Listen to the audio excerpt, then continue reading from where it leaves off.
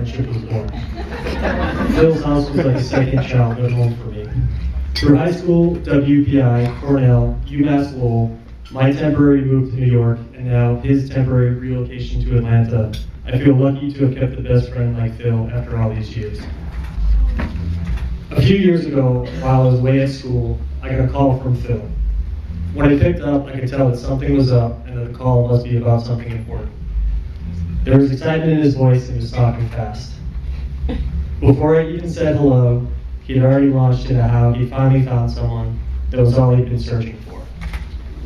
Smart, a great sense of humor, athletic, great hair, great eyes, genuine, perceptive, bright, energetic, charismatic, and a whole bunch more, including some that might be weird if I said them now.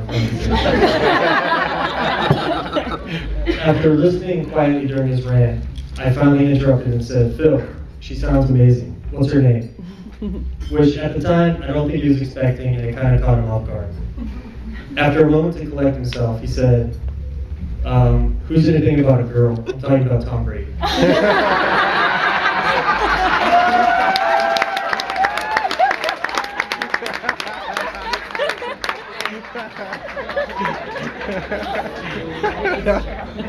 There are romances, then there are man crushes, and then there's what Phil has regarding Tom Brady.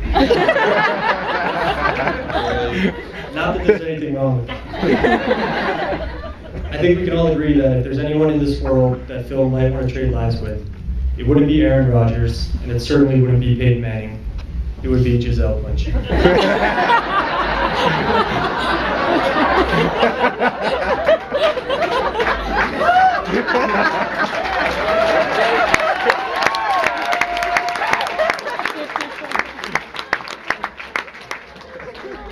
However, all kidding aside, a few years after that, I met Christine, and she was like,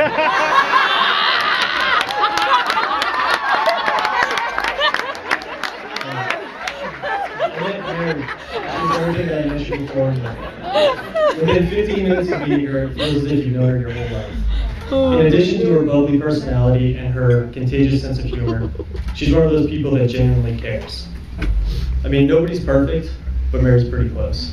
She's also just as competitive as Phil, which manifested itself in the Chelmsford July 4th road race in 2008, where they finished with identical times, although Phil's name is listed first in the results.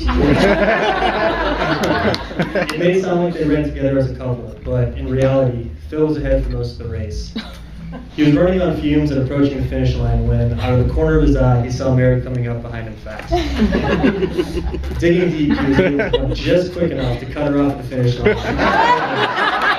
To make sure he finished first. What a nice guy. That being said, Mary got her revenge a couple years later in the same race when she beat him by 100 yards. We'll see what happens this year.